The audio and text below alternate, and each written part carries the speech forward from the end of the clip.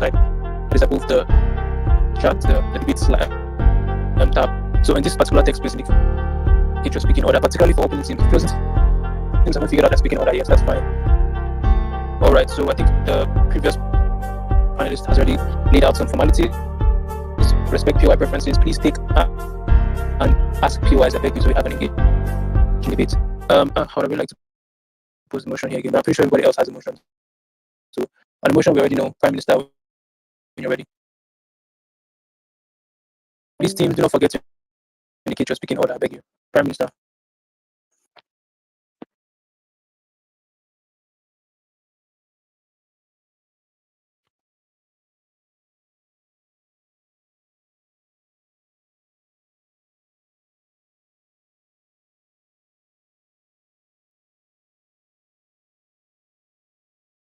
Is Prime Minister here?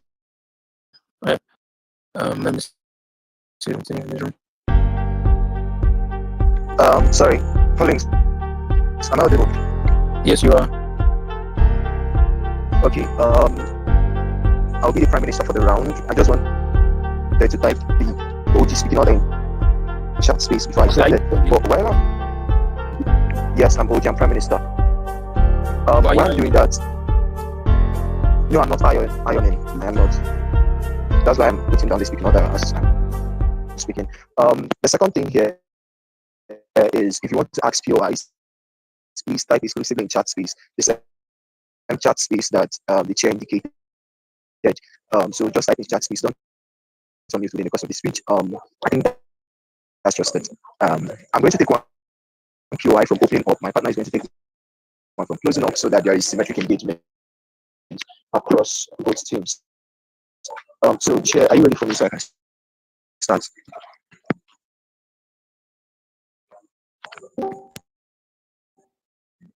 Yeah, I'm ready. I'm ready. Okay. So I'm going to. Sorry. Let me just get to. Sorry. Let me set timer here. So my charts.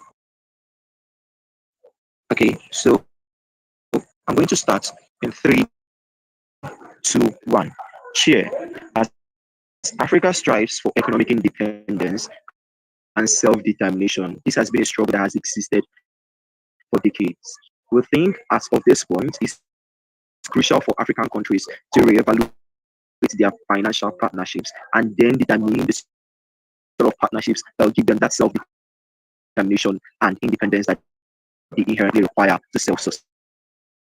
There are 3 forms of framing I will give in the speech. The first thing here is to characterize why, at this particular point, it is crucial for African states to prioritize ADB over IMF and World Bank. 2 things. 1, there is an increasing consensus between amongst most literary critics that exist within Africa and amongst even like nominal citizens that are not really literate.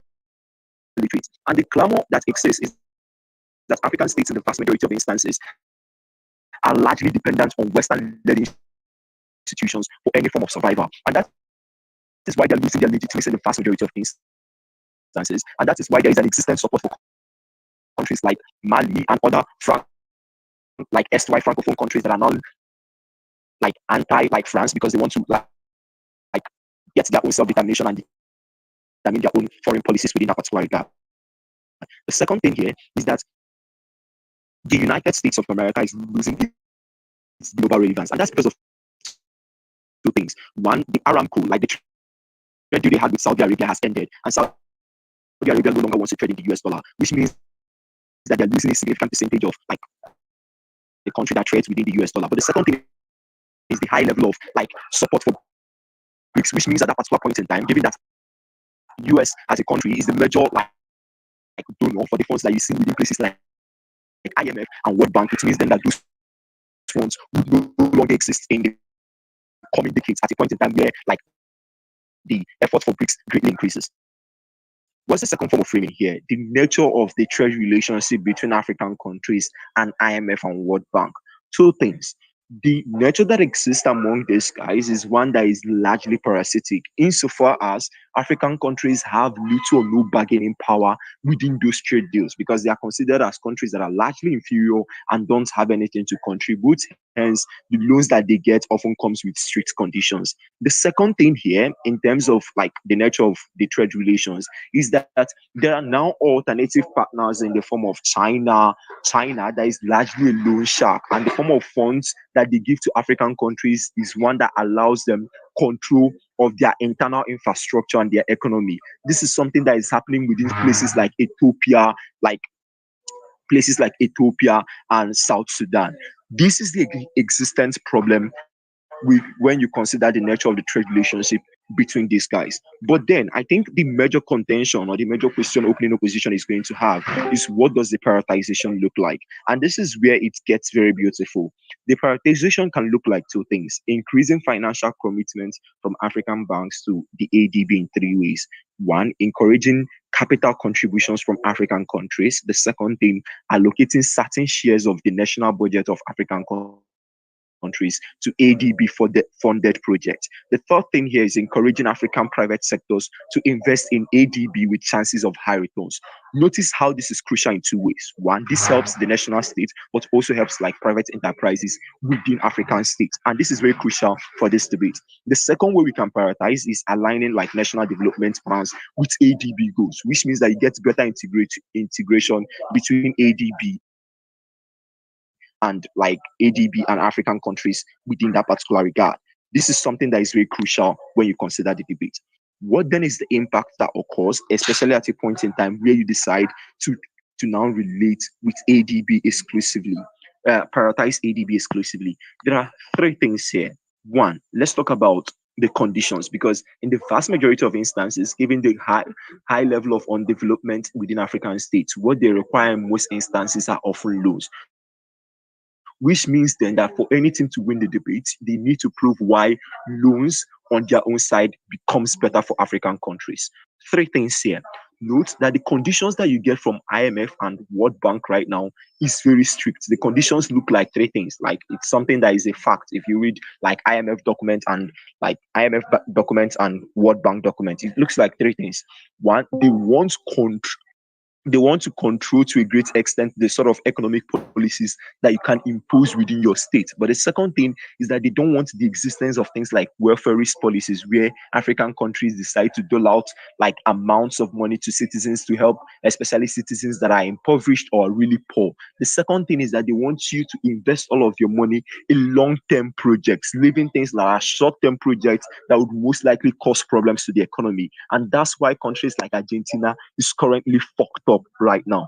It means at that particular point in time, at a point where you trade with ADB, given that they don't have like the global buy-in that IMF and World Bank does, it means then that when you trade, like when you relate with these guys exclusively, you get like better loan conditions because they have lesser customer base within that particular regard, and the lesser customer base means then that they can now trade with you more effectively because they want to get like increased participation from other regions that exist around the world. But why is this lower conditions very crucial? Because at a point where you have lower conditions, it means then that the bargaining like power that you have against the IMF greatly increases, and they now have an incentive to reduce the strict like conditions that they have placed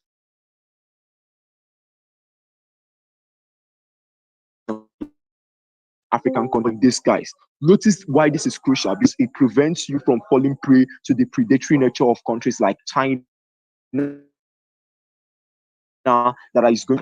But the second thing why this is very crucial is because it allows African states to determine to a great extent their future. With think for far too long, African states has largely been under Western control and Western hegemony, which is the reason why most African states are losing their legitimacy within that particular regard, and why there is an existing support for countries like Mali and other francophone countries that want to now determine their future. At a point in time where this happens, it means then that you get that better legitimacy, but also secondly, that narrative that exists right now within status quo, that African countries are literally a puppet and they can't self-sustain, is something that no longer exists, which means then that you get like better like citizen and governmental relationship but also secondly, the cultural relevance for African states greatly increases insofar as ADB is more aware of the cultural Yeah. nuances of African states And as opposed to IMF that imposes blanket conditions within that particular area. Proud to propose. all right. We thank Prime Minister for that speech. We then invite Leader of Opposition to present the case for opening opposition. Here, here. Hello, the floor is yours.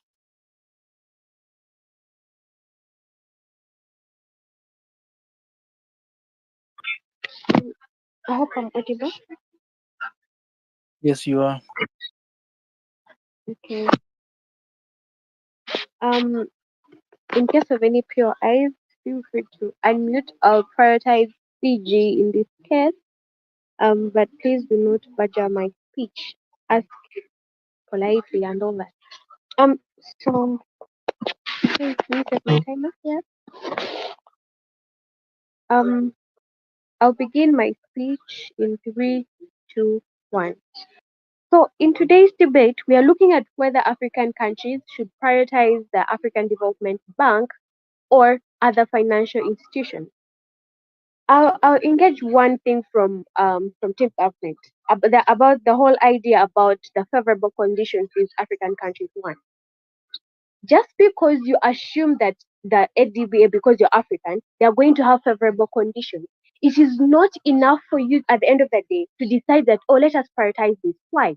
Because in my speech, I'm going to show you that at the end of the day, before we even start talking about the favorable conditions, we need to understand that Africa as a continent does not have the ability to sustain these projects.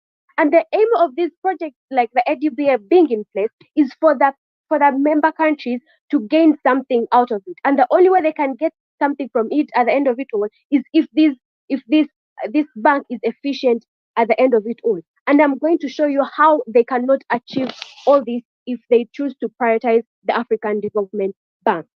When we look at the idea of having an African Development Bank, we need to look at how sustainable will it be? How will Africans be able to sustain this bank for it to be useful to them at the end of it all? When you look at most of the governments of African countries, they have a history of being unstable politically. When usually when it comes to a change of governance, and there's a lot of strings to be pulled. So at the end of the day, this affects their economies. This also affects the commitment that leaders have to have tied to the policies in line. What do I mean? If we are shifting from one government to another, and we are a country that has not had a peaceful transition from one governance to another, most likely the new governance that is coming into place is going to prioritize their own policy.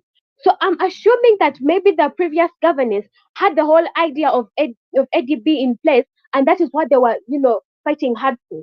We do not have a guarantee that when a new governance comes in place, they are going to keep these policies alive to make sure that at the end of the day, it is sustained and it will keep working. So when you look at all that, and depending on how our governments are as Africans, it just means at the end of it all that these banks will not be able to exist at the end of the day because that sustainability cannot be achieved. And then what are you putting at stake in this case? You're putting at stake these countries' resources. We're looking at the ADB being in charge of your foreign reserves and all that. And these are people who, they are people who are not stable politically. So you're putting the little you have at stake. And why am I calling it the little? When you look at most African countries, they are countries that are underdeveloped. They are struggling financially, they are struggling economically. So what they have is very little that they need to strive so hard to protect. And when we say they leave this little that they have under the protection of ADB, they're just putting it at stake and they'll gain nothing at the end of it all because I show you they do not have the capacity to sustain these banks.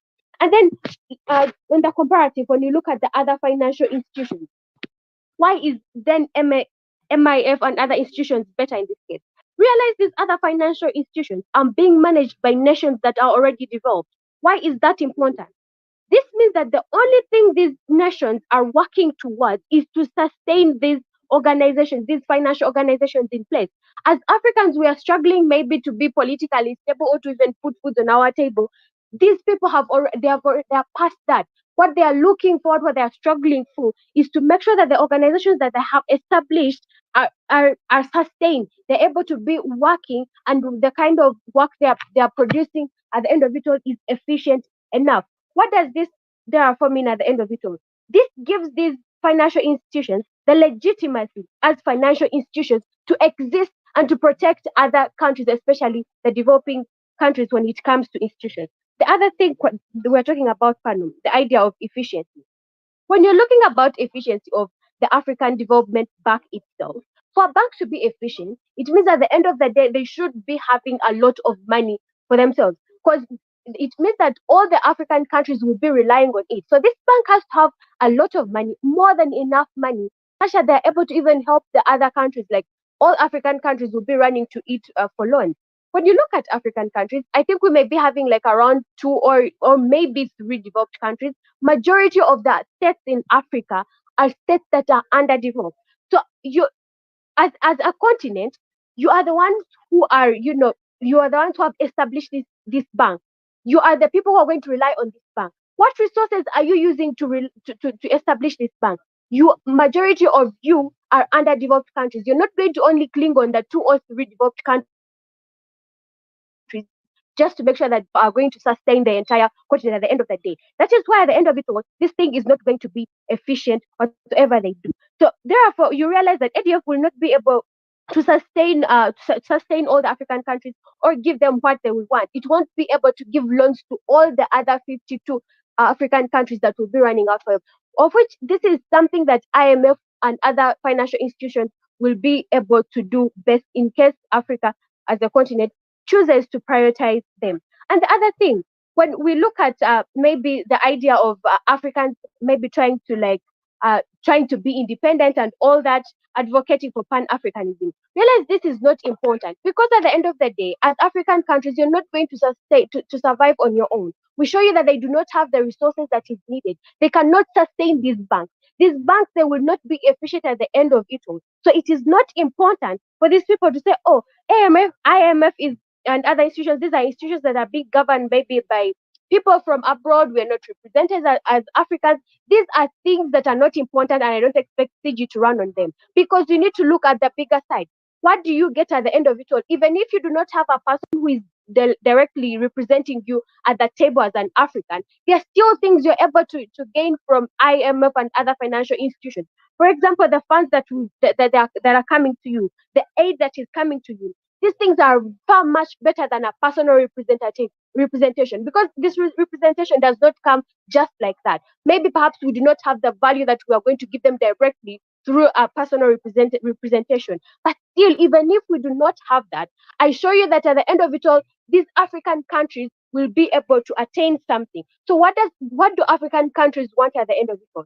They need a financial institution that will be able to service them efficiently, and they need a financial institution that will be sustained, in that even their problems can be solved at the end of it all. And we believe that the best institution they can choose is not the ADB, but the other financial Time. institution. Okay. All right. We thank leader of opposition for that speech. We then call the Deputy Prime Minister to continue the case for opening government. Here. DPM, the floor is yours.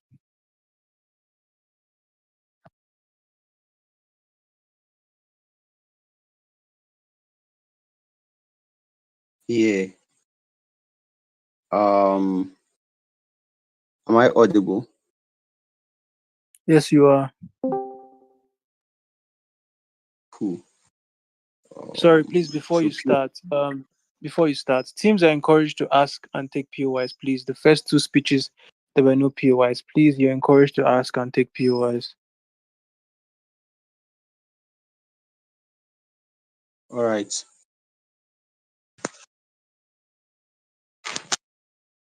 All right. So you say we are using the text, the inner text space. Okay, I'm seeing it. If you have a POI, please ask there. Do not unmute your mic. We're going to really prioritize taking close no position just for a long diagonal engagement. Um,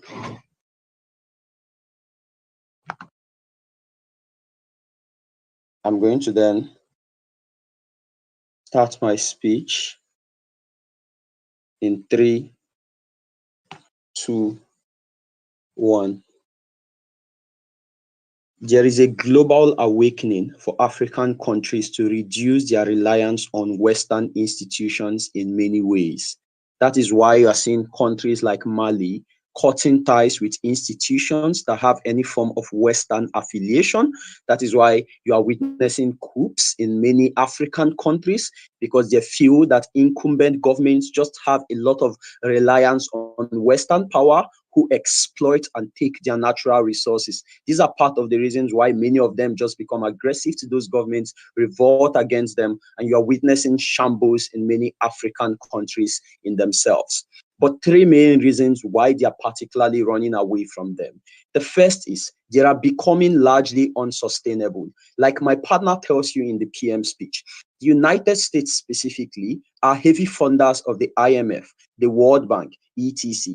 But because of rising competitors like BRICS, for example, trying to create their own dominance, the likes of Brazil, the Russia, India, China, South Africa, etc., and South Arabian countries in themselves not deciding to use the US dollar for global trades that they were using specifically. I think there's just a reason to sense that maybe the United States are probably going to one day stop funding them, like they stopped funding the World Health Organization during COVID, and China now went back and started pumping support.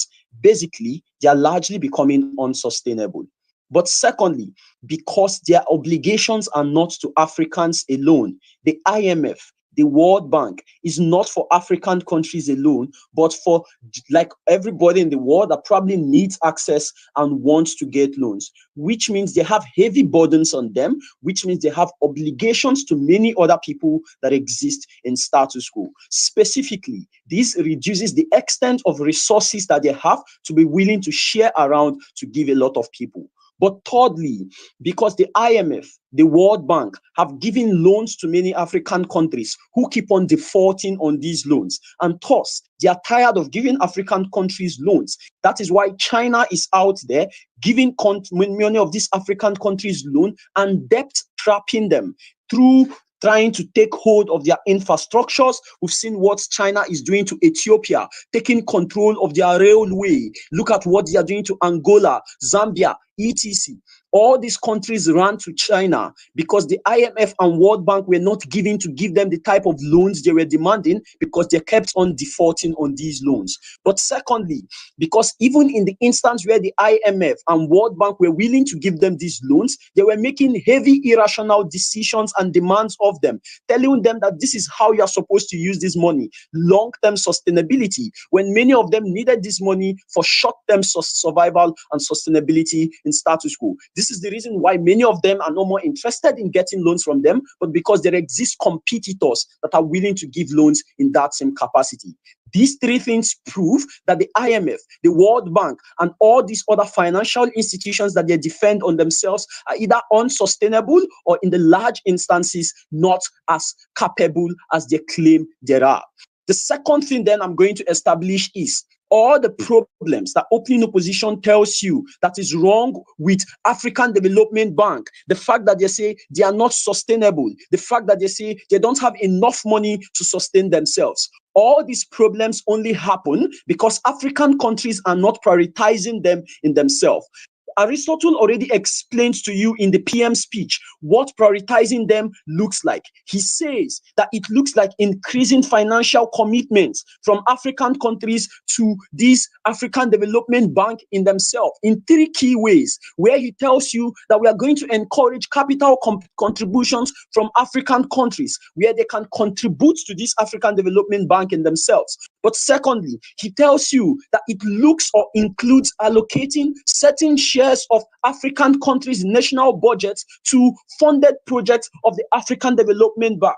But thirdly, he tells you that it also includes encouraging African private sectors to invest in African Development Bank with chances of high returns. So all these things, they don't respond to them. The next thing is the prioritization is just something that means that there is a potential for the system to become better, like all they say. So we are not denying that they are not sustainable enough. We think their counterfactual of their word is also losing its relevance and sustainability mechanism in that way. Therefore, when African countries prioritize African Development Bank, it means that all those problems they talk about are less likely going to exist when there is enough incentive for them to come together and improve the survival sustenance of these banks in themselves. Closing opposition, if you have a POI, please shoot.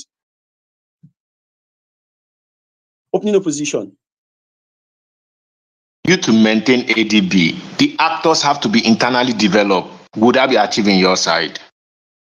No, the actors don't have to be internally developed. The actors only need to have internal commitment to the survival of the AFDB. So I don't think you are going to come and run. Of course, African countries are poor, right? You don't expect us to come and tell you, oh, that's a lie, right? Of course, many of them are poor, but we think it's possible for them to sustain the African Development Bank in themselves if they are interested in doing so. What then makes this debate a simple OG win?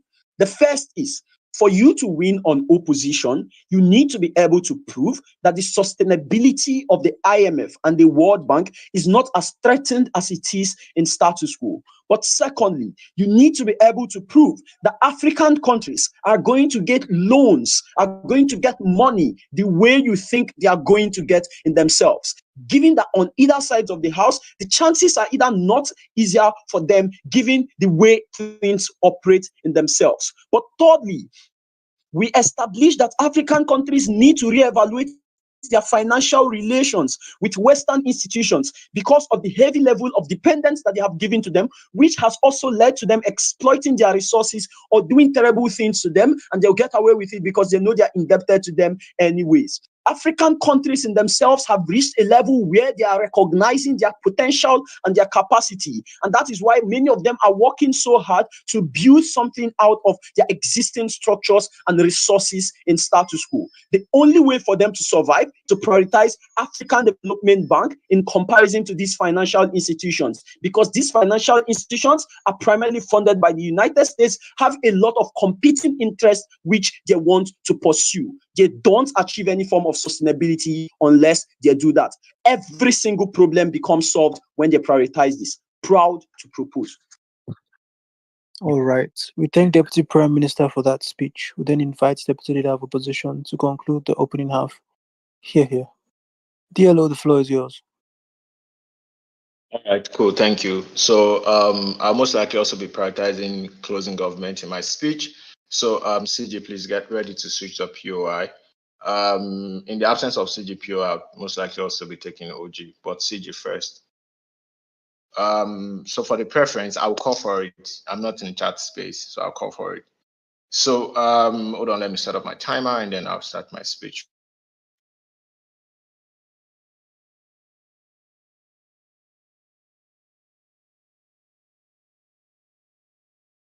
Making no issue from my laptop. All right, cool, thanks. Okay, so panel, starting my speech now. Deputy African does not necessarily have to, African nations do not have to be internally developed. What they only need is some level of commitment. I will flip that response and show you how development precedes commitment and how that in itself better works on our side of the house. Why in time immemorial have African nations not even been able to successfully completely execute Pan-African projects, starting with African Union, starting with African trade relationships, starting with a lot of things, a lot of beautiful projects that these guys have come together to establish. The simple reason why these guys are unable to achieve those things is because individual nations within their demography are constantly battling civil unrest, political crisis, issues bordering around things like quality of life, development, economic hardship, because the citizens within these particular nations would never allow their government to rest. Why? Because of the nuances of social disparities that are tied along the tribal, ethnics, and religious divides that exist among these particular people.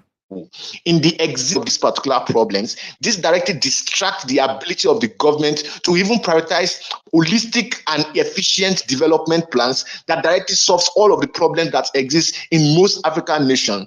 In terms of like impact, this directly makes most of them to not necessarily be committed towards things like trade deals, alignment that exists even from the African Union and AFCTAs and all that. Why?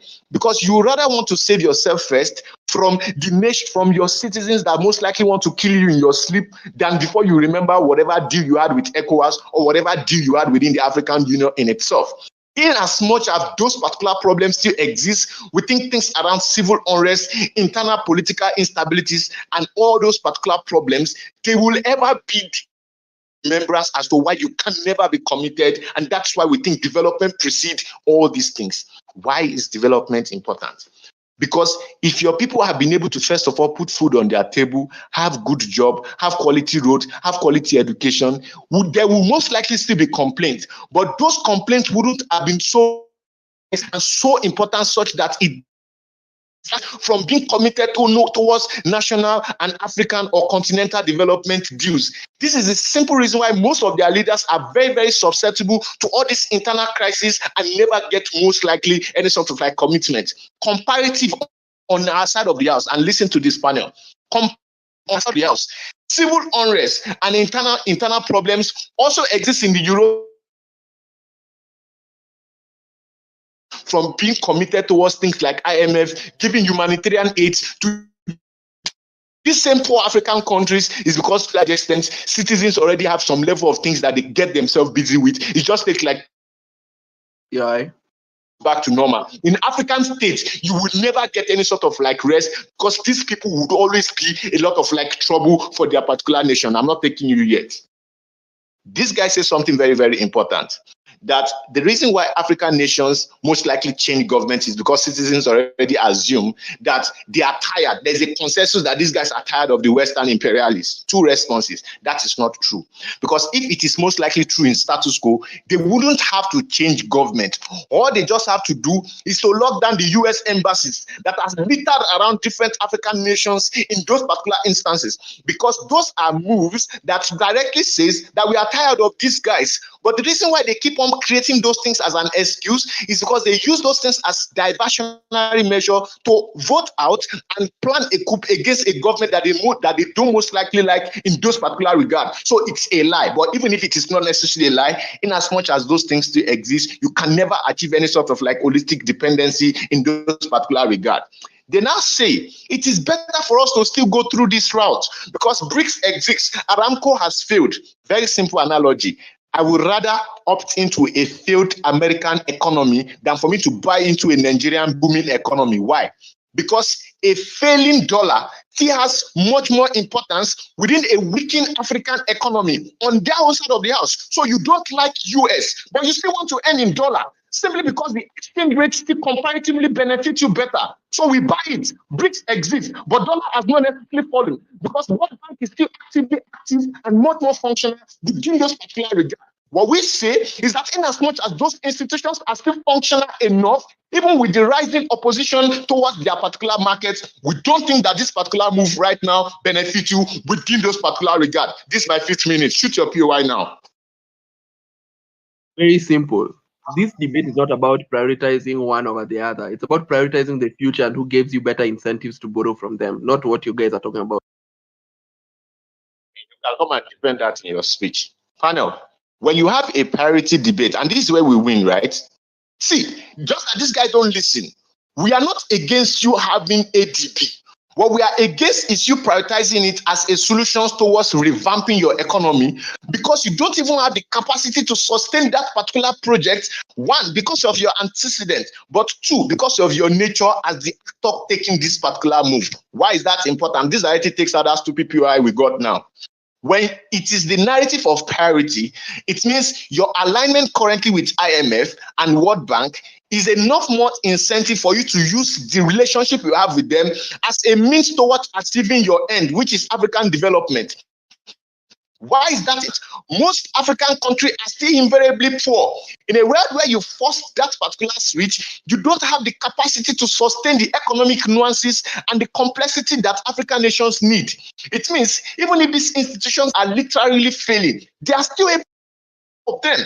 DPM says the sustainability is bad because they are giving you different conditions to prioritize long-term sustainability. And so what?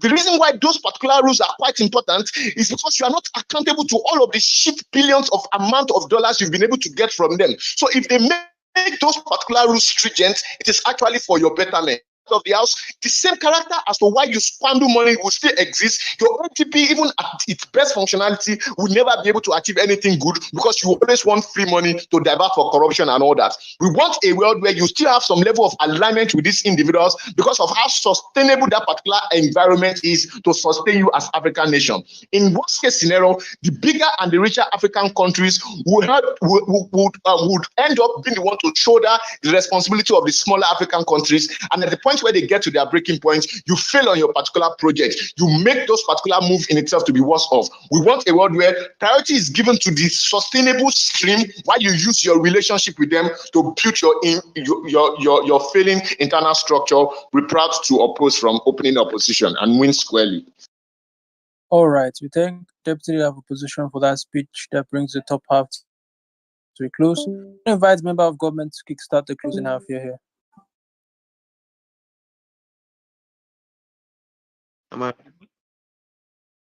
Can you hear me?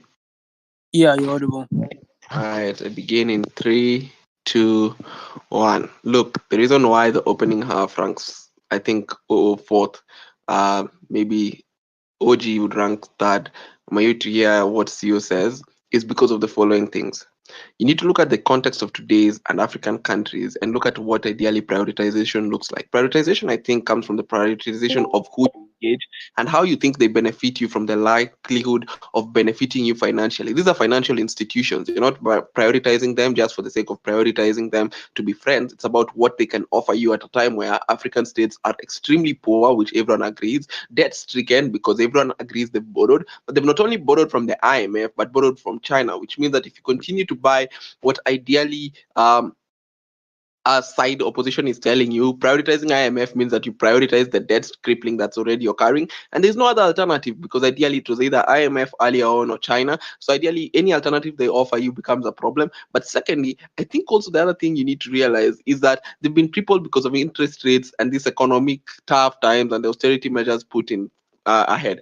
I think OG tells you about prioritizing contributions, which we agree, yes, it's something that is important. But we also look at prioritizing borrowing because ideally African states are looking for development. That's what we are seeking. We're not seeking ideally just the idea of contributions. But what does the African Development Bank funding model look like so that ideally we understand the debate now clearly from CG? This looks like the following. Prioritizing long-term based projects. It means that you're prioritizing sustainable practices such as education. So ideally, if it's a farming project, we ideally prioritize you teaching you sustainable farming ways, crop rotation, and things like those, as much as we want to alleviate the hunger and the poverty in that area. I think the other thing you realize is that this is important because it necessitates switching over from IMF to ADB, which is something that no one has justified. Secondly, they do have interest rates, which is something that I will concede is present within the Africa Development Bank, which is different from IMF.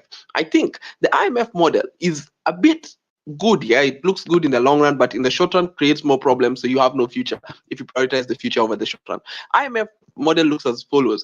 One, their goal is not to solve poverty. Their goal is very simple. Their goal is to get you back to the economy where it was beforehand when they caught you. So ideally, it's not ideally to make you the richest country in the world, to make you the most sustainable country in the world. It's about just getting you back where you are. They're ideally an emergency fund. So it's not like they ideally exist for you to borrow from them over and over again. So prioritizing them makes no sense because ideally you're prioritizing emergency situations and they come with austerity measures, which looks as following.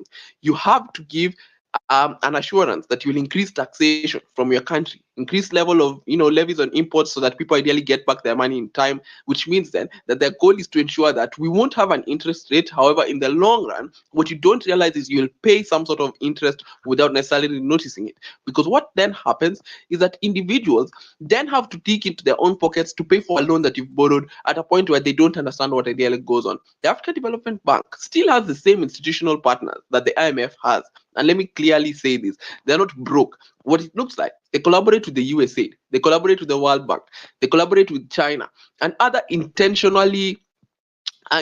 donors who ideally want to better the ADB. So this looks also like billionaires from African countries, foundations like Mo Ibrahim, Dangote Foundation. So it's not like they're ideally completely broke. So even if we buy the idea that countries are completely at a point where they stagnate and they can't develop the ADB itself, the ADB wouldn't be completely dwindled. I think they do just fine because they still receive the same donors that UK aid and everyone else does, because the African problems are universal: malaria solvency, things like fighting HIV, AIDS prevention, and most importantly, alleviating everyone from poverty, which I think they're able to do. Now, the debate lies here. And this is why CG wins. Mercy, if you engage with anything opposition has given you, opening opposition has given you, and anything OG has given you, you would fall into the same pitfall. One, solvency mechanism. Who offers the best solvency mechanism? We think from CG we offer better solvency mechanism because everyone considers there's a problem of poverty ideally. So prioritizing ADB means that you achieve sustainable solvency mechanisms, which OG did not tell you what it looks like. Yeah, we tell you from this. So ideally, their case only works with our logic. I think what then it means is that this is a far much better metric compared to austerity measures because projects are long term in nature, not taxation being long term in nature. The best input to give you this is if I would rather take Collins to school as a result of trying to make some as an individual, or give Collins an education loan without necessarily taking him to school and tell him that he will pay me a percentage of his paycheck over a period of time.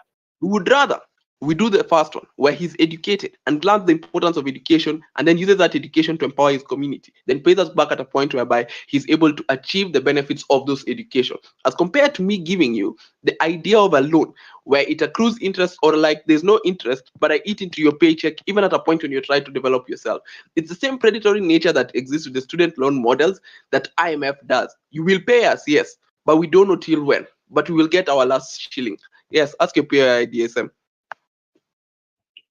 Your extension is still not comparative because we don't see how we can still get quality education on our side of the house. You need to defend the capacity of ADB to be able to fund the entire African countries. Great. ADB, like I said, their goal is to solve poverty. So it may not, we may concede this, yeah? We're willing to concede this.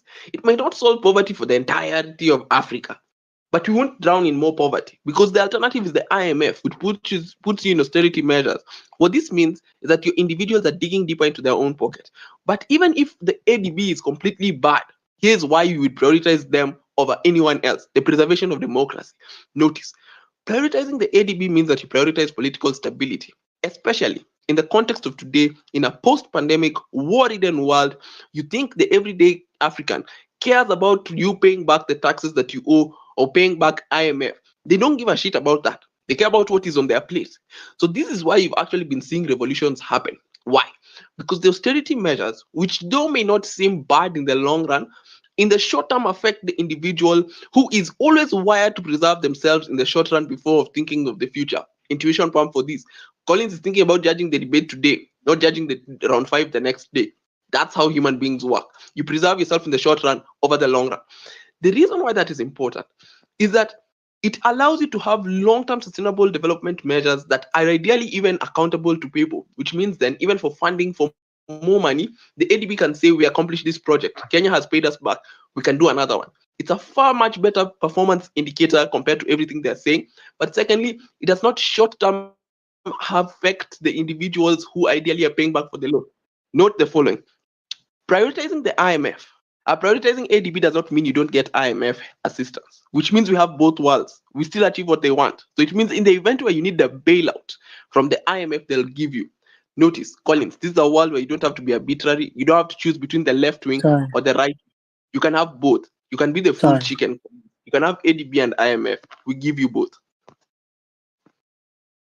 All right. We thank member of government for that speech. We then call member of opposition to present the case for closing opposition here.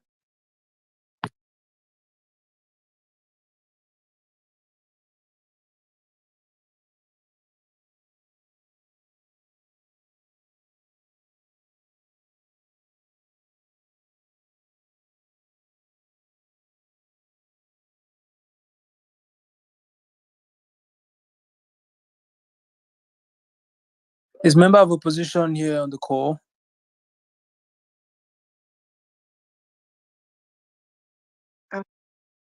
Yes, sure.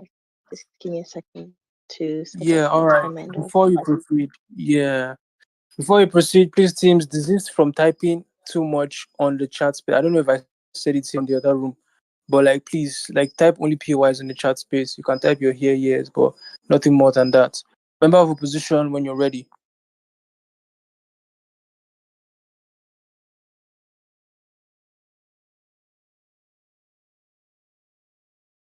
Okay, so please continue with the timestamps for me, like the 3rd minute and the rest.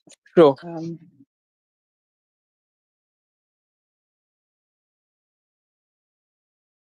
Aside from that, I'll be starting my speech in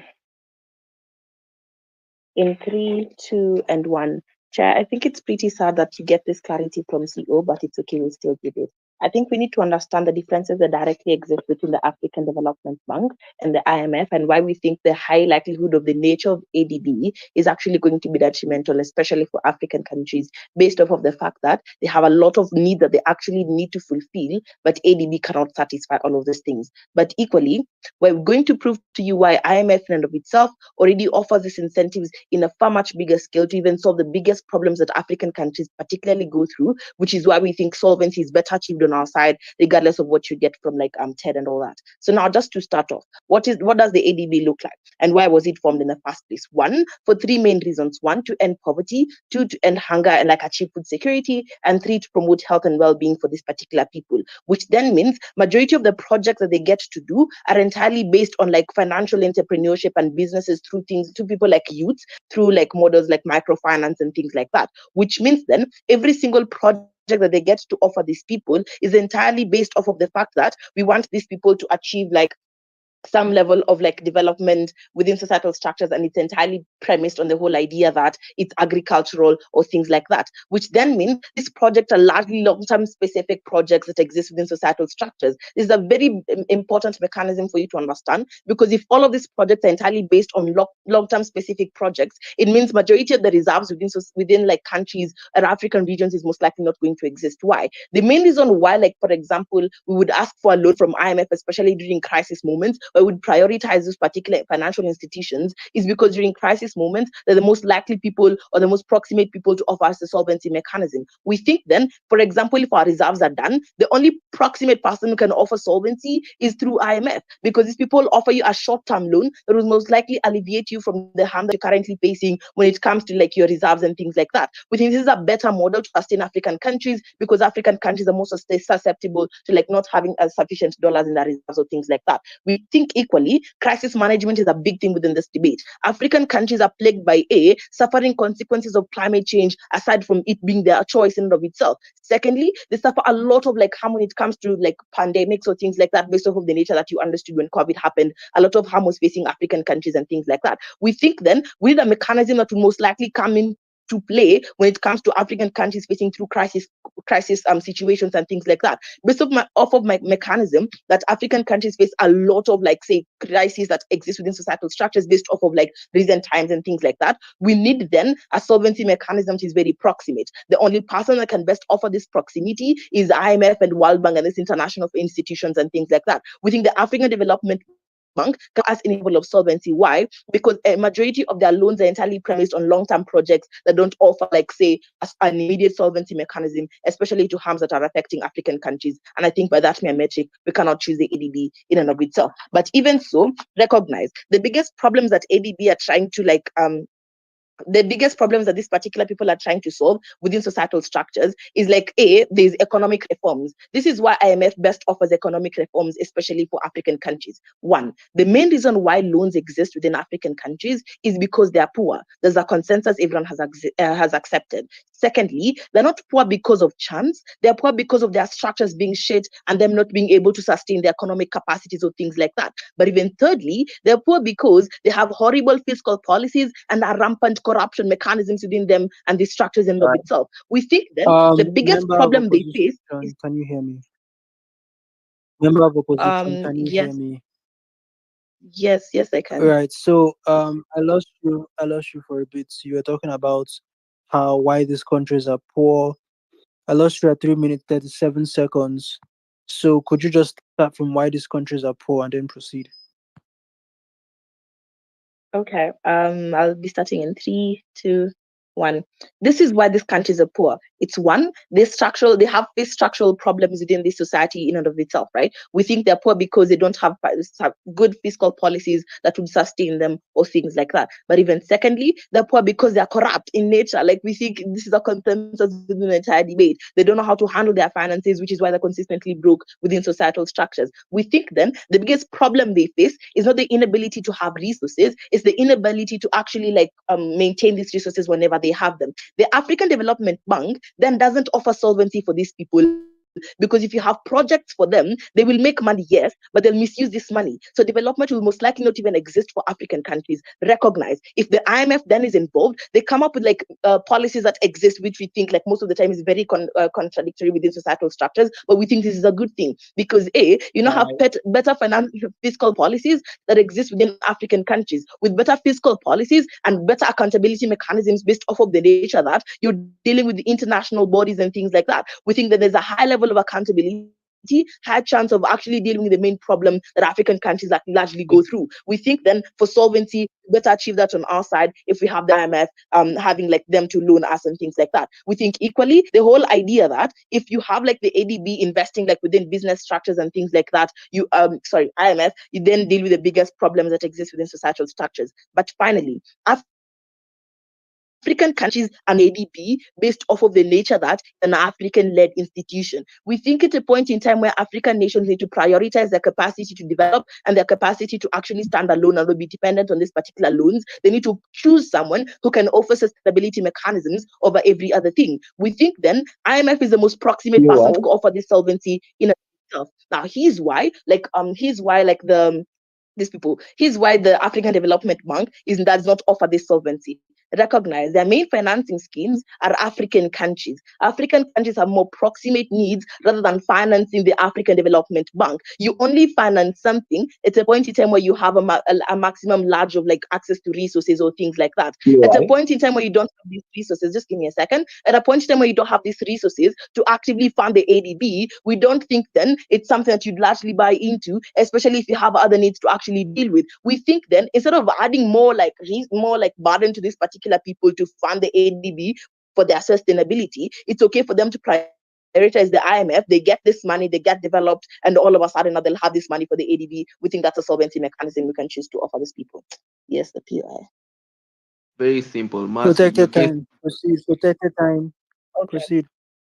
Okay, now just to finalize on why we think we have the biggest impact within the debate. One, how does solvency exist on our side? Better fiscal policies, better capacity for states to actually develop and become the most proximate people within societal structures. Secondly, the nature of you actually having reserves is, I would like to deal with the crisis problems that exist within societal structures is actually solved on our side. Because at a point in time where I already characterized to you that African countries face a lot of crises and we need a solvency for that to actually be dealt with whenever it happens, we think we better offer them a solvency through IMF. But even thirdly, why the African Development Bank is not something that will most likely sustain these particular countries in and of themselves. What you get from TED is that, you'll get money from these particular people and other resources to fund the ADB. We think it's a point in time where the ADB does not even have capacity to sustain itself. It's very, very bad. And that's a point in time where its priorities on long-term projects rather than actually benefiting other things that exist within African countries. We think that's really bad in and of itself. And finally, I think we better show you why the ADB and its main aims and objectives do not actively deal with the main problem that African countries largely within societal structures. All right. We thank member of opposition for that speech. We then call government whip to summarize the case for the gov bench. Here. Gov whip, floor is yours.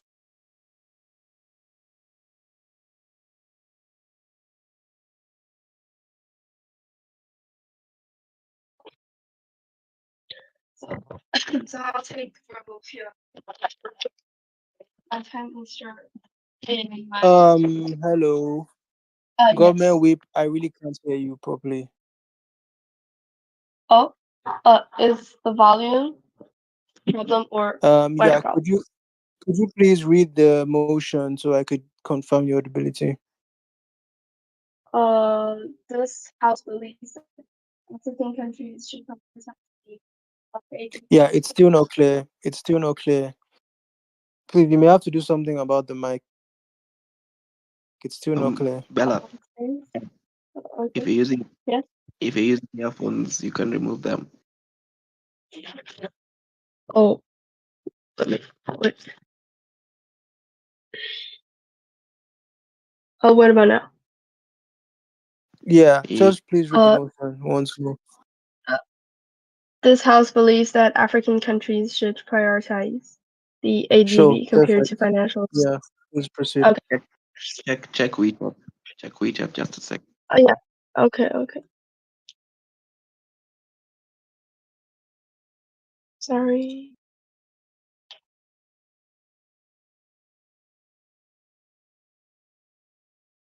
Okay. So, my time will start with my first word now.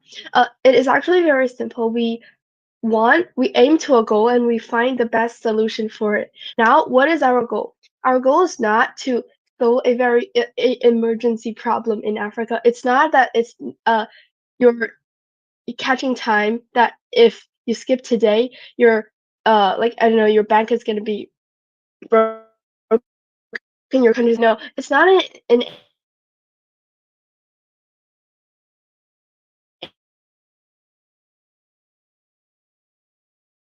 already mentioned because of IMF is a emergency fund. It is due to the problem of helping you return back to the state after a pandemic or what. So when we come in to compare with the ADB, as my partner has given characterization as for CG, is that it teaches it provides with techniques in how to develop in, for example, education, in medical, and in other aspects in the society that encourages the society to develop instead of giving the society money. So these two different aspects, which one can better deal with, is definitely under our conclusion is ADB. So uh, first of all, it's prioritizing long-term solution. We want long-term development. This is for sure. We want long-term development. Thus, we want the salvation comes in with teaching you in how to treat things that will happen instead of solving the problem for you by giving you money. That also is harmful. So now we compare and we find a better one, but also it is harmful because it not only like provides with high tax interest, right? It causes uh, the cost of living to increase in a very big extent. People living in that country will be aware of that immediately because it just shows in their the tax. So it will make the cost of living higher. It will make people even bear in more difficult lives when you achieve the when you achieve your goal. And also with CO mentioning the corruption, you notice a point that if corruption happens in a country, neither will IMF nor ADB work. So if the politicians are corrupting, then the money IMF giving you won't even be working because the money will disappear when it comes into people's hands. So this problem exists in both sides, so there's no point of comparing that. And when also provided you with a tackle down saying that we won't have corruption, because of that, ADB is also linked with international institutions. We have I don't know, with the foundation based with the money we have, let's say China and billionaires to support. Thus, we're not broken and we don't have the corruption. We have at least less compared. And so in our side, we at least can achieve a better point. And also in under our statement, we tell you even if ADB cannot solve all the problems, and it definitely not immediately because it is a long-term process, but it will definitely achieve its goal, and it is better suiting our case. Now coming back, even if ADB cannot solve all the problem, but it at least will not make things worse. However, IMF will, and it will directly make things worse. As I have just mentioned, it is increasing the cost of living. And this is definitely not in a good effect when people want, like, you in the first place need, when you're even considering, you need whether ADB or IMF, is that you need to solve a problem. And when you're solving this problem, you're definitely not in a state that everyone has a lot of money to give in tax. Thus, you decrease the you increase the cost of people living, doesn't achieve and won't out of the credit of IMF achieve in like big extent, because IMF's meaning in the first place is to solving emergency. And so in conclusion, we have told you the solvency that IMF is in emergency solving, and that with ADB it is teaching you in solving a long-term problem, which is actually the case that we want to tackle down right now.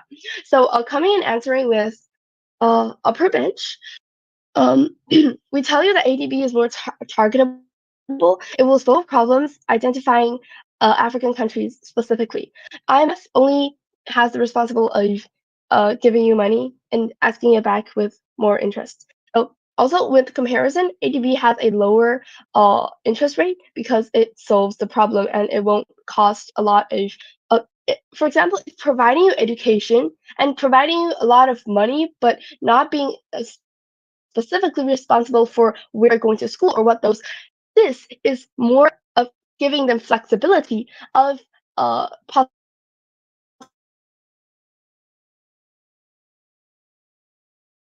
they're clarifying why the part that CEO mentions, let's say the corruption point, that exists less or exists more in IMF part. And will we want IMF? Or why would ADB like why would I prioritize ADB? I do not like, yeah, sure, we need IMF. We want them both, but when under comparison, which one we should prioritize? Definitely ADB, because first, the problem that we want to solve is for us to be independent. You don't want to rely on these financial institutions forever, right? You need to develop to a state that your economic can help yourself. So this is why ADB comes in when teaching you, or like when providing you with solutions that leads to a solution after a long term, is that you can be able to like solve the problem yourself. You have the financial ability. But IMF doesn't. IMF is only a short-term solution if you want it quick and in emergency state. Our opponents not prove us in what kind of emergency state now we are, that we need in such a big deal of like money, right? And this is the first place because it can better tackle our goal. Second of all, it will not, at least, let's say, make things worse. So because, as I've mentioned, IMF increased the cost of living and ADB doesn't. ADB doesn't like has that time limit that is in so strict to cattle, because it under a long term, it's okay if you like after your graduation, then you give back the money. It is okay for ADB, however, it is not for IMF. Thus, it causes this problem that first, it provides a better solution to tackle down the problem that we want to tackle down. Second of all, it will not cause harms that IMF will cause in the status quo. Thus.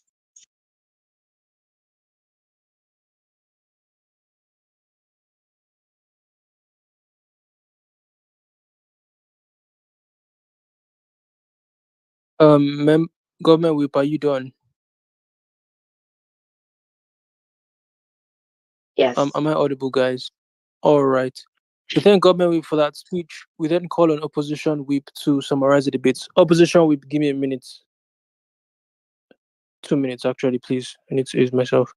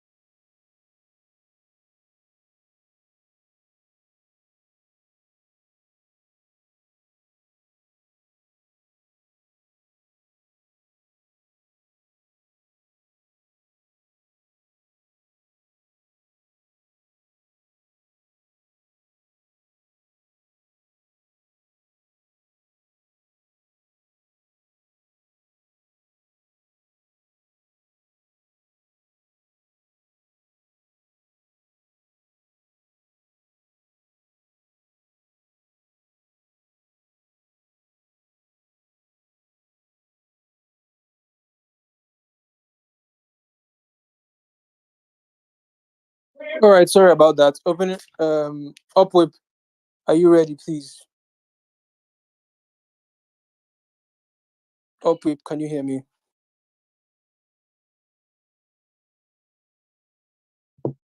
Collins, Uh, I can hear you. okay, yeah, the floor is yours now. Please proceed. Okay, can you confirm that you can hear me? Yes, you're audible, loud and clear.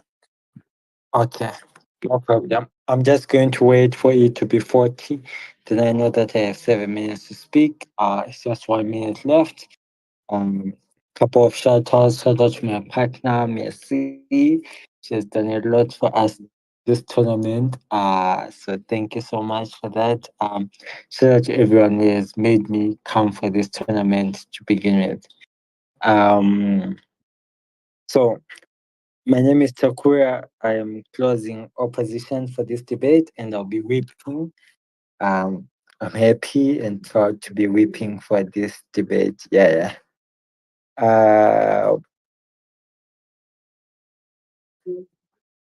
Okay. I don't know why this meeting took long, Upward, but upward. How will you so be can taking you hear me? POIs? Uh yes, I'll be taking POIs, just like verbal POIs will be okay. If you have any POIs, just shoot verbally, then I'll be down. Okay. Starting my speech in 3, 2, 1, go. Hi guys, my name is Takura, NDL champion, ATU champion, PAUDC finalist. So the case you get from Messi is particularly simple and is something that ought to win us the debate. Because the comparative here is between IMF and ADB, given that the African country has no other alternative, but ought to choose one alternative between IMF and ADB. It is ADB because IMF is superior to ADB. I can't. I lost you there. Opposition whip. Opposition whip. Can you hear me? Can someone confirm? Can you hear me? Yeah, you were 34 seconds in. You're talking about what the debate should be about and why your case should be winning. Do you want to start from the beginning or do you want to just Oh, proceed just from there? continue. All right, count yourself down and proceed. 3, 2, 1, go. Messi tells you that this debate is about sustainability to the extent at which African countries ought to be sustainable in whatever form of funding they get. At best, what you get in terms of funding is that ADB and IMF is symmetrical. No house can prove that, oh, you can get more money from ADB or you can get more money from IMF. What you can get is the idea that, you know what, you're going to get symmetrical money to the extent. So then the question becomes, at which side of the house do you get more money in terms of sustainability, in terms of like long run? At which side do you get more money in the long run? What do you get from Messi extensively? You get the idea that the likelihood of ADB becoming unsustainable is higher than IMF becoming unsustainable. She gives you three mechanisms to this. She shows you that number one, ADB is a new community. This means that it has not been established as long as the IMF has established. Like IMF has passed the test of sustainability to show you that it can provide funding no matter the no matter what is regarded. IMF is always there for you to provide sustainability. Number two, IMF does not discriminate. To the extent at which ADB needs to certify that, oh, you're against the US, or you're against China, or what not, what not. The extent at which IMF does not disregard and looks at your economic situation, we think IMF is the better suitor in terms of sustainability because it has shown over and over time that it can sustain in the long run of things.